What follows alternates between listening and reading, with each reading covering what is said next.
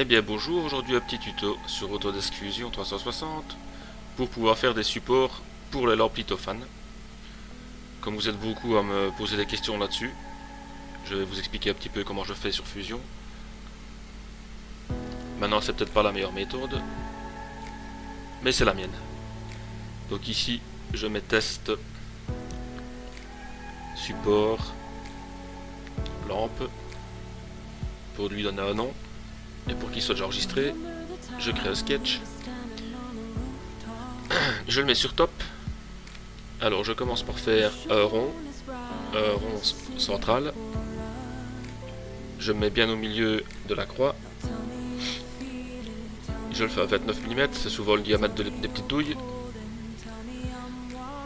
Je refais encore un rond pour donner de l'épaisseur. Donc je passe de 29 à 39, comme ça on a 5 mm de chaque côté. Ça en a de la matière. Alors ici je vais faire les ronds qui délimitent le lithophane, je vais dire. 174, je tape dans le tas, ici c'est vraiment pour vous montrer. Alors ici je vais faire plus 10 ou moins 10, plus 10, 184. Maintenant ici c'est vraiment par rapport à vos dimensions, moi ici je fais vraiment juste un essai pour vous montrer. Donc ne prenez pas en compte mes mesures que je mets, ça ne sert à rien.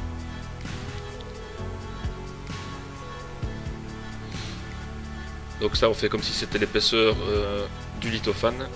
Alors ici on va mettre les renforts de chaque côté. 164, donc je fais à chaque fois moins 10 pour avoir assez bien de matière. Et puis là je vais faire plus 10 par rapport à l'épaisseur totale du lithophane. Donc 194. Voilà.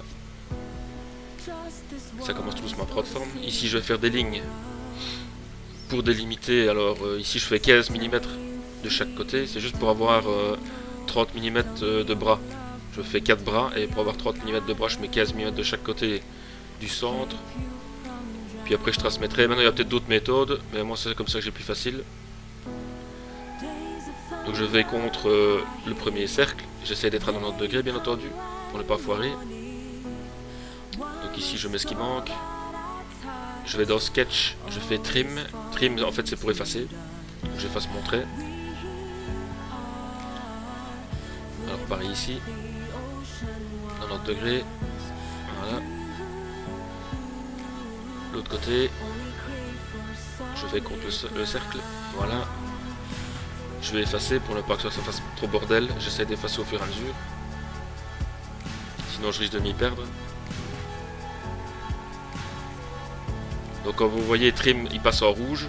Et c'est le trait que vous devez effacer en fait. Important, il ne faut pas vouloir aller trop vite parce que des fois la sélection change et vous effacez quelque chose qu'il ne faut pas. Voilà. Donc on fait exactement la même chose que de l'autre côté, histoire d'avoir la croix.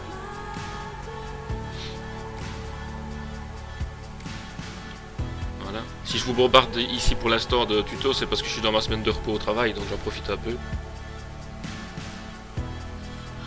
Quand je recommencerai à travailler, je vous emmènerai plus. Hop, en tout cas moins. Voilà. On va effacer.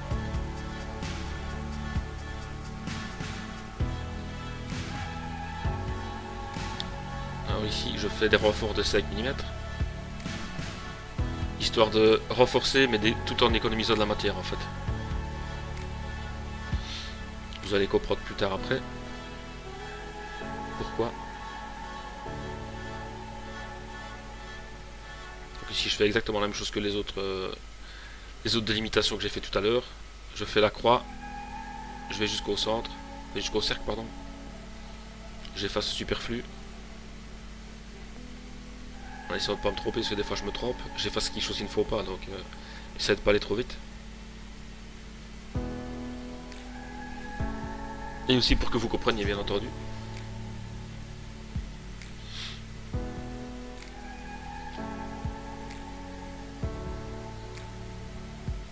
Voilà. S'il y a du bruit derrière moi, je suis désolé, ça imprime tout le temps, ça imprime H24 chez moi pour l'instant.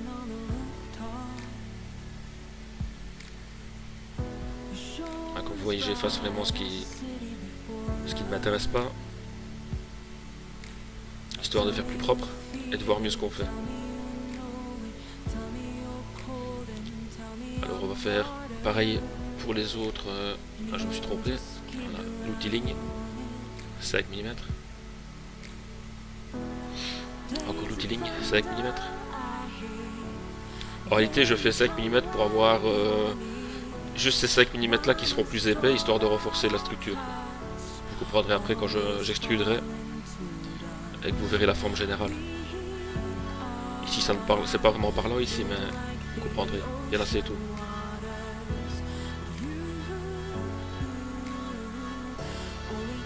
Encore l'outil ligne pour faire là le petit morceau qui manque.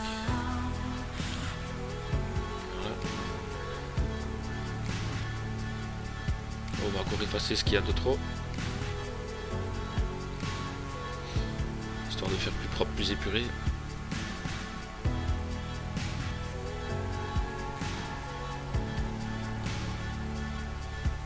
Vous verrez, à force de les faire, on attrape le coup de main et c'est relativement plus facile. Donc il manque encore des lignes à faire là. Je me rends compte que j'ai effacé un truc qu'il ne fallait pas, soit, c'est pas grave, on le refait.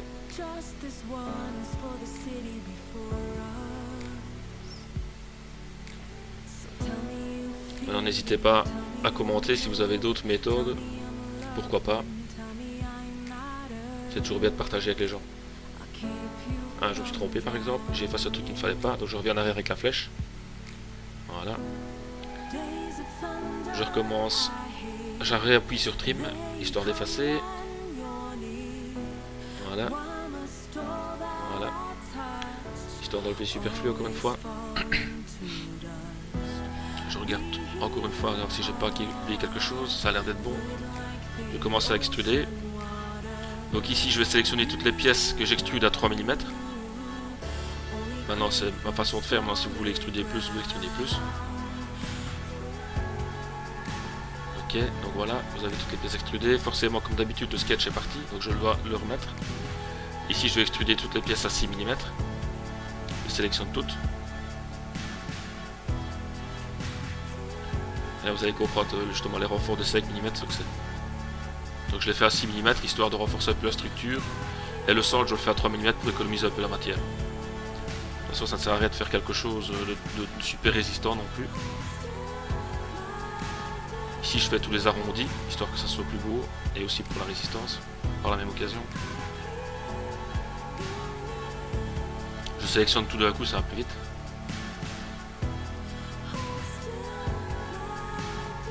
Vous allez voir, en général je fais plus ou moins la même chose pour tous. Mais je dois les faire à chaque fois parce qu'il n'y a jamais deux fois les mêmes mesures au niveau des lithophanes. Donc forcément, je m'habitue quand je les fais. Donc ça va de plus en plus vite.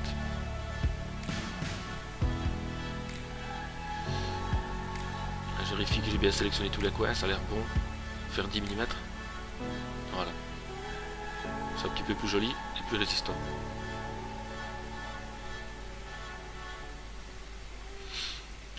On va faire pareil au milieu, histoire de vous montrer.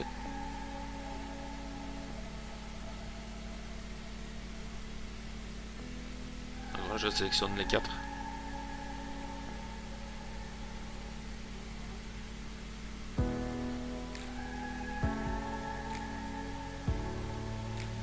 Voilà, pareil, 10 mm. Voilà, c'est un peu plus joli, un peu plus résistant. Donc voilà, il est fini, il n'y aura plus qu'à l'imprimer. Ouais, ici je vais faire des petits arrondis sur le côté pour faire plus joli aussi. Comme ça la finition sera plus belle. 2 mm c'est assez. Voilà. Ça c'est plus propre. N'hésitez pas à dire ce que vous en pensez, moi je trouve que ça rend pas mal sur les lampes. Maintenant ça reste mon avis bien entendu. Une fois qu'il est fini, vous n'avez plus qu'à appuyer au-dessus, au milieu sur Make, faire 3D print, le mettre dans le dossier que vous voulez et vous aurez votre STL. Et puis forcément Vous l'imprimez quoi. Hein. Ça, vous n'avez pas besoin de moi pour le faire. Ici, je vous montre un petit peu, je suis en train de jouer un peu avec l'extrusion pour vous montrer comment ça fonctionne. Vous voyez, vous pouvez faire vraiment ce que vous voulez avec Fusion. Et voilà. Je vous remercie de m'avoir suivi, encore une fois.